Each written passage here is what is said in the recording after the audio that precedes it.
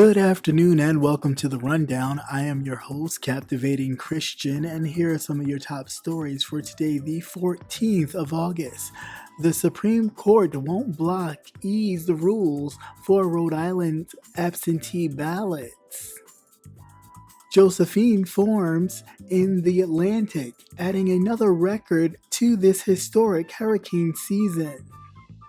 More than 1,500 students and staff quarantine as schools reopen. Florida sheriff bans deputies and visitors from wearing face masks.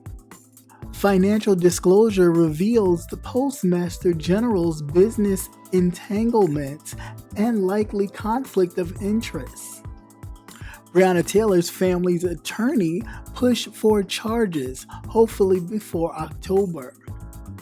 Dr. Anthony Fauci said that there is no reason why we shouldn't be able to vote in person.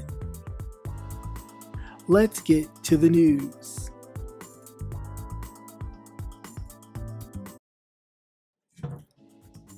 The Supreme Court will not intervene in a legal fight concerning absentee ballots in Rhode Island, meaning the state ordered removing a requirement that absentee ballots must be signed by 2 witnesses or a notary public will stand. Thursday's order is a loss for the Republican National Committee, which has asked the court to step in after lower courts ruled to uphold the new absentee ballot rules. The witness requirement was eliminated at the height of the pandemic and applied to absentee ballots during the state's rescheduled presidential primary on June 2nd. The order was unsigned. The order was unsigned. Justices Clarence Thomas, Samuel Alito, and Neil Gorsuch said that they would have granted the RNC's request for a stay. Rhode Island's Secretary of State, a Democrat, said that the Supreme Court's order means that the state will begin sending out absentee ballots Thursday for its September primary. Decision to extend the elimination of the witness requirement for the general election came as part of an argument between Democrat-run state government and a group of voters who brought a lawsuit asking the rule to be waived during the pandemic. The Supreme Court noted that since state officials in Rhode Island agreed to ease the witness requirement on the absentee ballots, Republicans challenging the new rule did not have adequate reason to stop the ballots from being sent out. Rhode Island is scheduled to begin mailing absentee ballots to residents on Friday in advance of its September state primary election. Under Rhode Island law, any voter may request an absentee ballot, and they are not required to list a reason.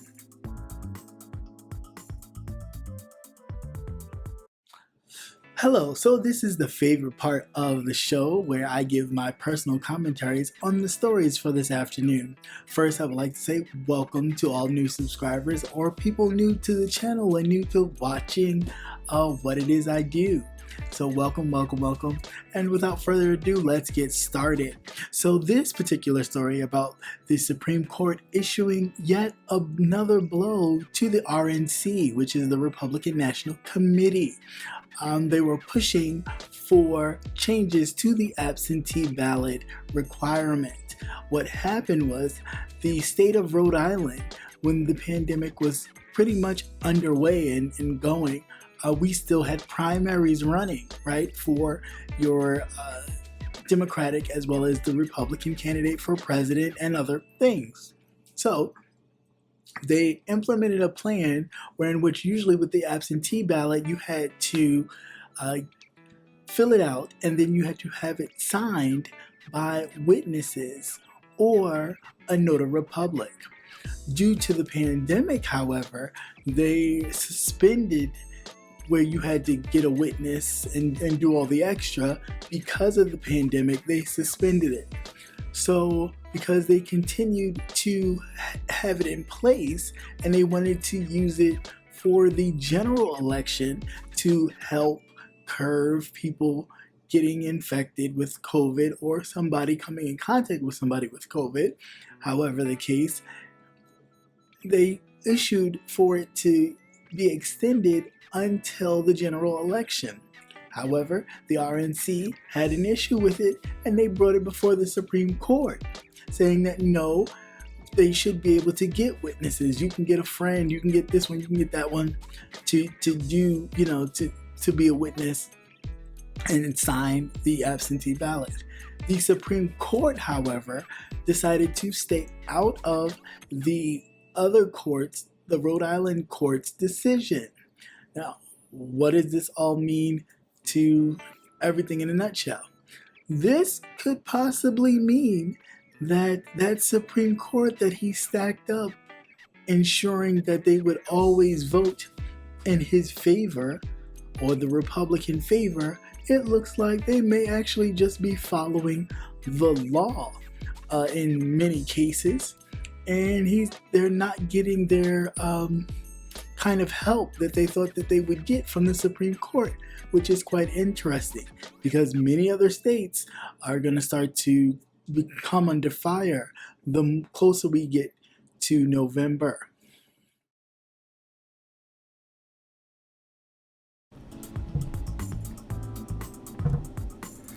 Tropical storm Josephine has formed in the Atlantic, continuing the hurricane season's record-setting pace. What was Tropical Depression 11 increased in intensity on Thursday morning, with winds of about 45 miles per hour, and may become stronger through Friday night, says the National Hurricane Center.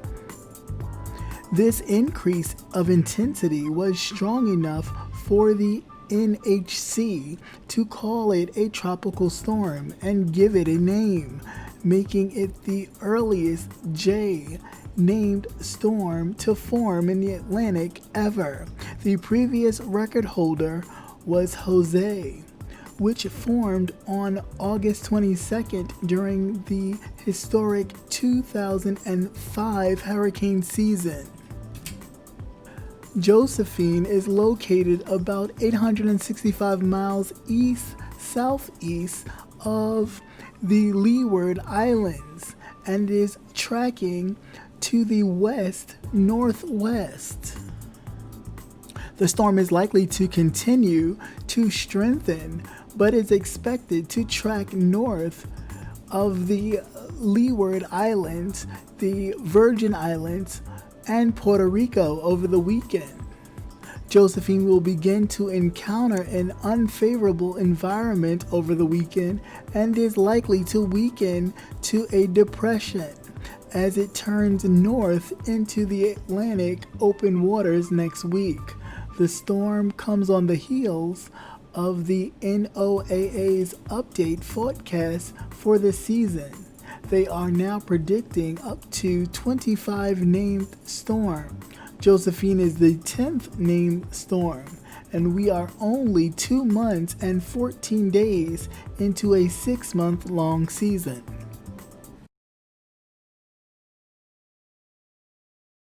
All right, so here we have with this story the hurricane.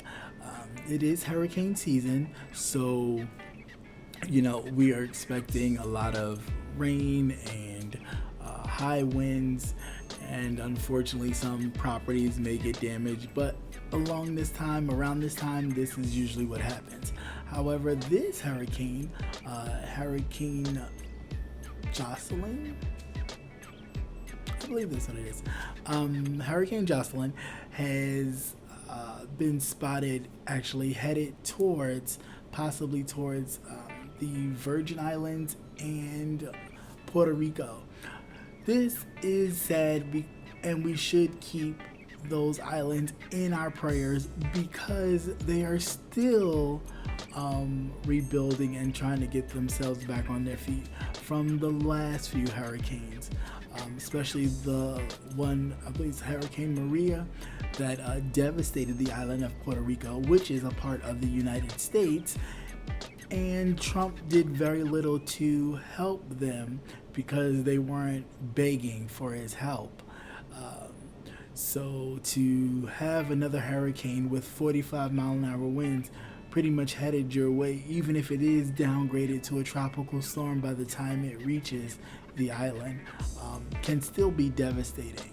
And when you have a president who doesn't know how to lead, and there's already a crisis at our doorstep in the name of COVID-19, it makes it even extra hard to really try to do the best you can to prepare and take care of the people who become affected by this hurricane. So let's keep our thoughts and prayers with the people as this hurricane seems to eventually make landfall sometime tonight, well, Friday night into Saturday morning. And hopefully people will be spared, things will be spared, and it won't be too much damage, maybe just some wind and rain with no damage, but prayerfully so. Hey, this is Captivating Christian here to remind you to tune in to Politics and Wellness every Tuesday night at 8 p.m. Politics and Wellness every Tuesday night at 8 p.m. You never know what you might get.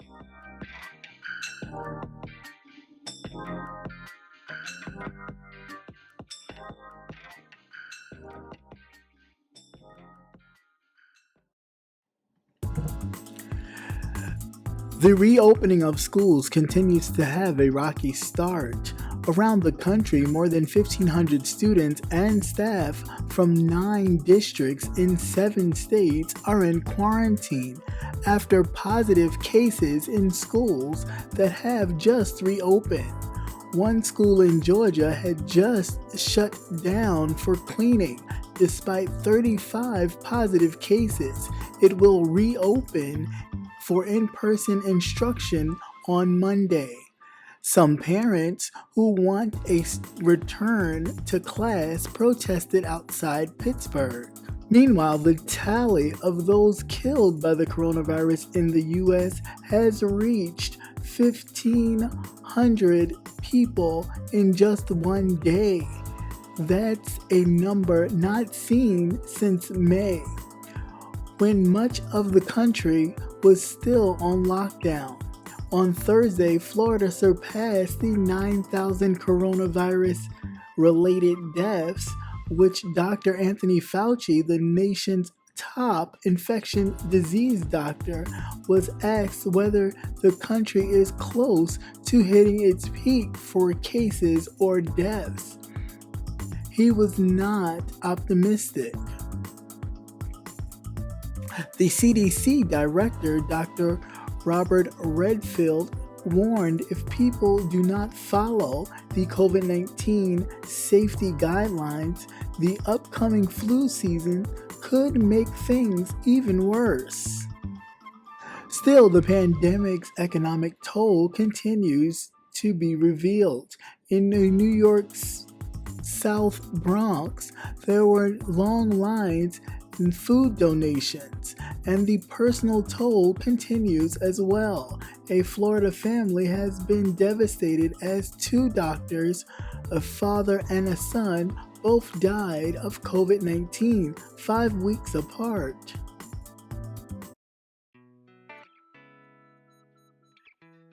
Okay, so here we go with the second story. So in this story, once again, we are talking about schools reopening. And once again, here we have more than 1,500 students and staff in quarantine over a number of states.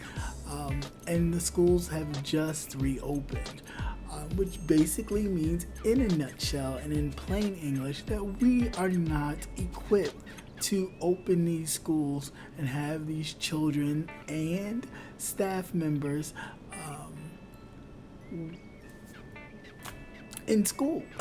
I mean, we do not know enough about COVID yet to have this go on. All this will do will increase infection and get far more people infected than even the experts have projected. But nobody seems to understand that, without it just being as simple as keep the kids home and do remote learning until we can get a handle on it. Again, I don't know what the push is. For some reason, I think there's money involved somewhere that we just don't know. Because this is ridiculous. It's almost like you're willing to sacrifice the kids of America, but you're not willing to sacrifice your own child or your own kids. And that to me is ridiculous. And that people are even contemplating this is even worse. And be sure to join Jay Wilson, Rebel Sun, The Official King Payne, Conscious TV, and Captivating Christian this and every Thursday at 6:45 Central Standard Time, 7:45 Eastern Standard Time for the Gentleman's Panel, where we are not afraid to go there and discuss an array of topics. See you there.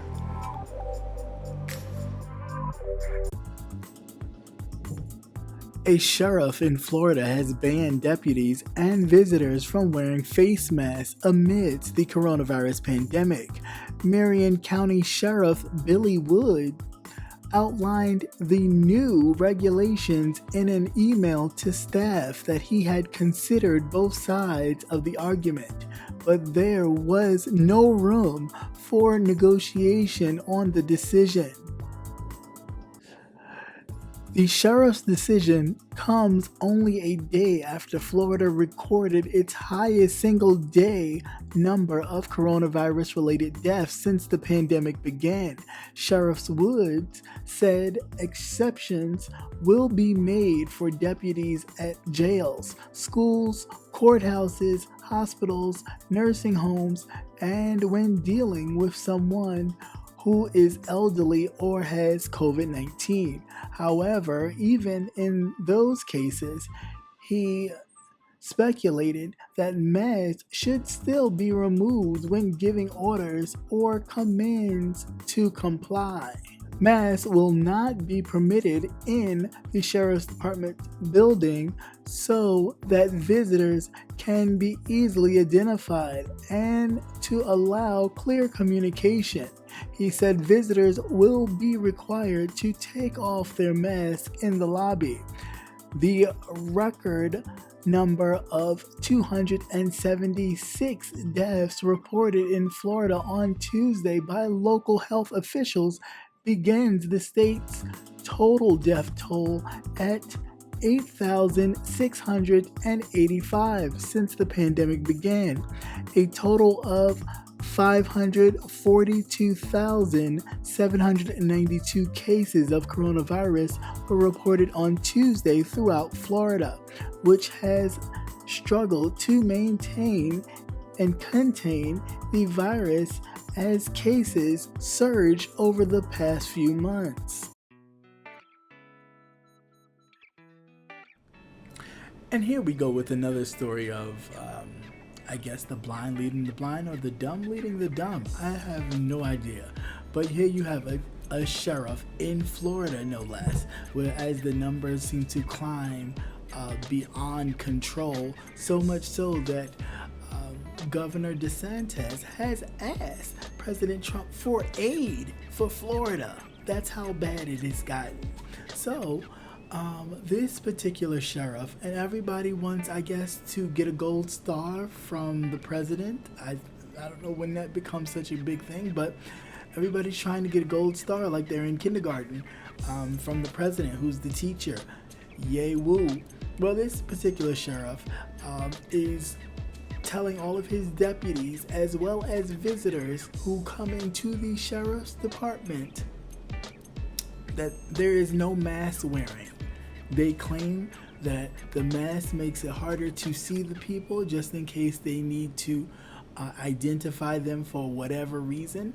But you can't wear a mask in the building. And again, here we are dealing with a department of people who are sworn to protect and serve. Let me say that again. Protect and serve. And if the way for you to protect yourself and other citizens is to don on a mask as the officer, the one that enforces protecting and serving, and you refuse to do it, and then you put people and yourself at risk of catching it and possibly dying from it, as these numbers, especially in Florida, has now overtaken the numbers that even New York had, is ridiculous.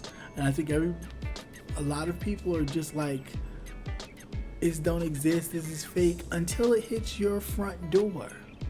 And I think that's the problem with a lot of these people. It has not hit their door yet. But dear God, if it ever does, I feel sorry for those people, because it's like, you're almost like you crying wolf at this moment. You keep poking the bear, and then you're going to get what you're asking for, and you're not going to be able to withstand it. The best bet, just as simple. Have people put on the mask. It is not that hard. I really don't understand.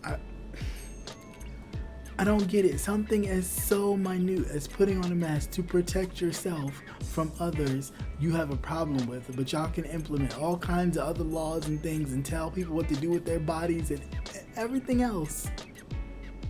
But you can't just put on a mask to protect yourself and others. Please make it make sense, people. I'll wait.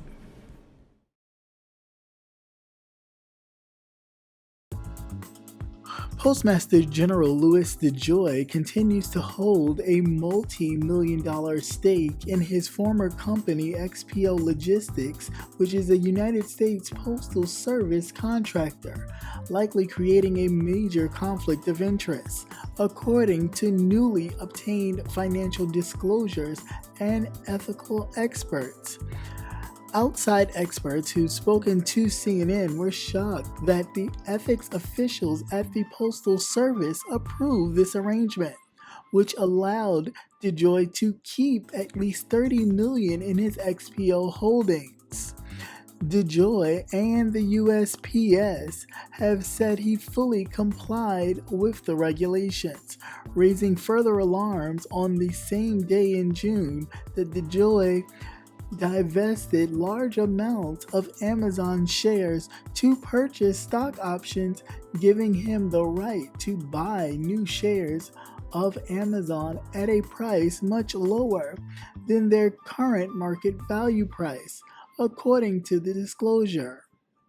This could lead to a separate conflict, given President Donald Trump's DeJoy already faces bipartisan criticism for implementing disruptive changes after taking over the USPS back in June 15th, including eliminating overtime for many workers.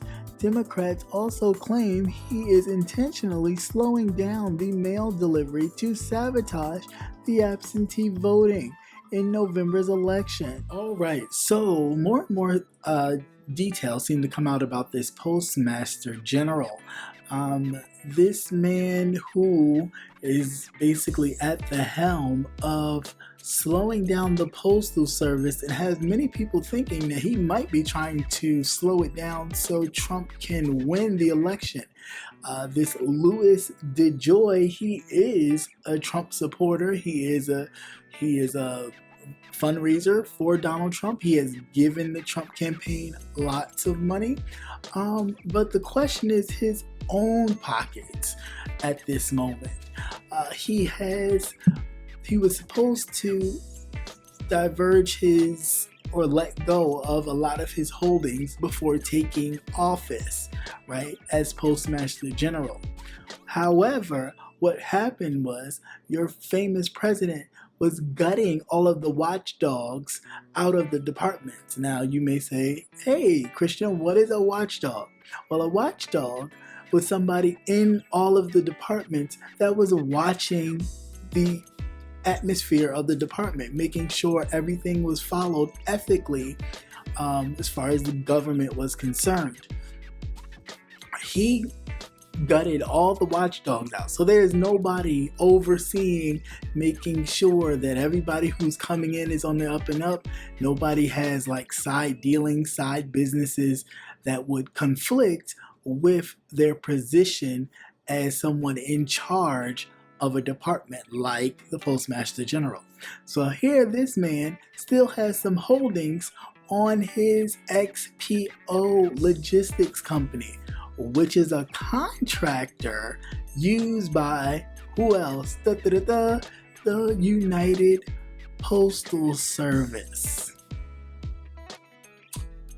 Yeah, so you could be doing two things. This man could actually be trying to stop and slow down the post office to help Trump get reelected, right? Also, by slowing down the post office, you are then slowing down people from getting their medications who get them by mail and can't go to the pharmacy to get them. So you do that. And then what are you going to do? Slow it down so much and then have your company take it over? It's like crazy. And not only that, this man, when he was supposed to let go of a lot of his shares, because that's unethical. You cannot have shares. You cannot have shares of any kind while serving at a top level government position, right? So you have to kind of get rid of all that.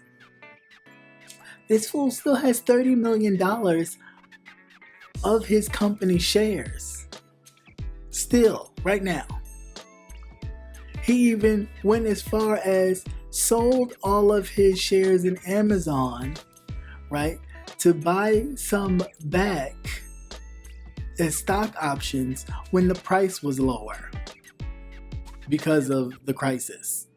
I mean, just making money while people are starving and food banks are being depleted.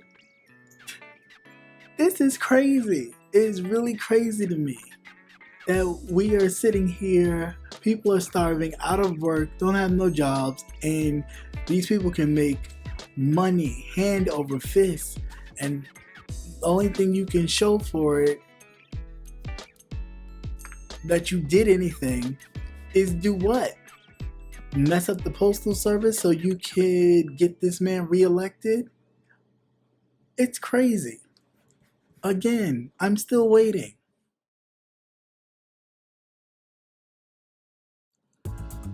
Attorneys for the family of Breonna Taylor on Thursday renewed their call for charges to be brought against the officers involved in her death, a day after Kentucky's Attorney General Daniel Cameron met with Taylor's family to express his condolences. The meeting, initiated by Cameron, included Taylor's mother, sister, aunt, and family attorney, according to Cameron's office and the attorney who is representing the family. Taylor's family said at the press conference Thursday that the meeting was the first time Cameron personally spoke with the family. Few details on the investigation were divulged. Cameron, who is investigating Taylor's fatal shooting by police, is awaiting for ballistic results from the FBI from the scene. Ben Crump, another attorney for Taylor's family, said that he was confident charges will be brought against the officers involved sooner than later. Crump was critical of the fact that all the officers had not been terminated or arrested, comparing the situation of the deaths of George Floyd and Rayshard Brooks, both black men who were killed by the hands of the police who later faced charges. One officer, Brett Hawkinson, has been fired for his role in the shooting death. This week marks 150 days since Taylor's death. Okay, so this story is about Breonna Taylor's family finally meeting with the district attorney of Kentucky on about 150 days since she was murdered by the police by no fault of her own, no resisting arrest, none of that. They went to the wrong place when they were looking for a suspect that they had already apprehended earlier that morning, but I guess there was no communication with this secret drug unit and regular cops. So, Breonna Taylor's family finally meets with the Attorney General. Few problems with this. Of course, you would meet with, of course, the Attorney General will run to meet you because this is the same Attorney General who invited Mitch McConnell to his wedding that he recently had about 2 weekends ago. So stay with me on this. So we know that Mitch McConnell's seat is up for re-election this coming election cycle in November. And now everybody's trying to do things to save face to make sure they have a seat. Now, mind you, we are only 13.6, I believe 13.6 of the population is African Americans, but you do know that, and I guess I'm sure Mitch McConnell is learning that far more people outside of the spectrum of African Americans and other people of color have seen what has been going on for these past few months, and we've all been home during this quarantine, and we're kind of all fed up with the same as usual and ready for some kind of change. So Mitch McConnell might be feeling that pressure. So of course he made the Attorney General meet with Breonna Taylor's family, who is waiting for ballistics from the FBI still 150 days after 150 days still, and she was killed by the police. The attorney for the family is hoping that, and Mr. Ben Crump are hoping that they receive some kind of news before 200 days. That's another 50. I'll wait on that. Yeah. So, yeah. You can kill someone and say that they was resisting arrest or have your knee on their neck, and they can get arrested faster than you making a mistake, going into someone's house, busting in the door with no knock warrant, and killing them. Not only killing them, nope, I'll take that back. You shot her, you let her stay there with no help, and then she dies. So you murdered her. Yeah. Of course you need time. You need time to kind of make it make sense so you can give some kind of cockamamie excuse as to why it was permitted to happen. That's what's taking so long. Dr. Anthony Fauci said that it should be safe for people to vote in person as long as they take significant precautions. He said, and I quote, "I think if carefully done according to guidelines, there is no reason that I can see why that cannot be the case." Dr. Anthony Fauci told the National Geographic in an interview that aired on Thursday. He pointed out that grocery stores have marks intended to keep people at least 6 feet apart. Dr. Anthony Fauci, the director of the National Institute of Allergy and Infectious Diseases, said that if you go and wear a mask, if you observe the physical distancing and don't have a crowded situation, there is no reason why you shouldn't be able to vote. He also said that if people who are at high risk or don't want to take the chance have the option to vote by mail.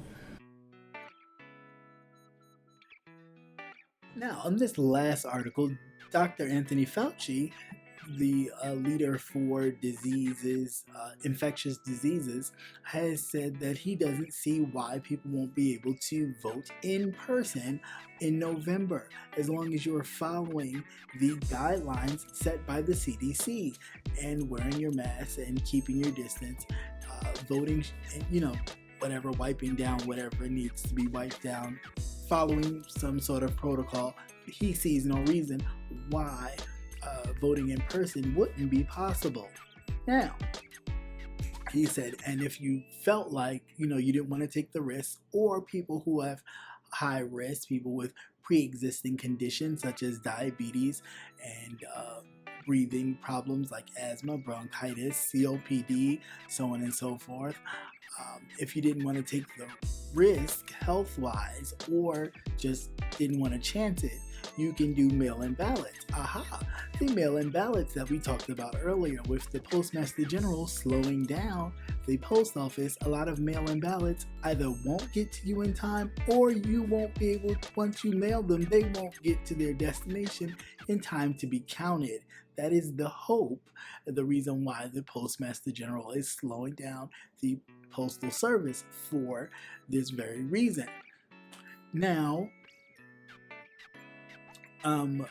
it's funny that Dr. Anthony Fauci says this because just yesterday, Donald Trump did a press conference, and I put the press conference in my community wall. So if you haven't seen it, get a chance to check it out and see how backwards talking he was doing, like completely lying and talking about how he follows the science and Joe Biden doesn't follow the science experts and all this other mess. But just a couple days ago, he not only went after Dr. Burke because she went against what he said, and she's a doctor, scientist, engaged in this area, but he also shut up Dr. Anthony Fauci from speaking at the White House because he, a specialist in infectious diseases, was going against the stuff that he was trying to say, like, everything's okay, we're doing great.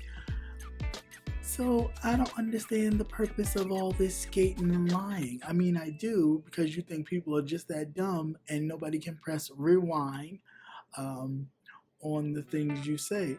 But the fact of the matter is, which is unfortunate, is that these people are not pressing rewind on what you say. And that's how you're able to get away and say the things that you do. I wish people would start pressing rewind on a lot of things you say, and you could hear the lies straight from your mouth. Just a week ago, you went after Dr. Burke. Just a week ago after that, you went after Anthony Fauci. Now all of a sudden you follow the scientists, right? Come on, man. Like, seriously. Get it together. Once again, thank you for watching CCN Midday News. Hope you enjoyed. Please like, share, and subscribe. Also hit that notification button so you will never miss another news update. Have a great day. Peace.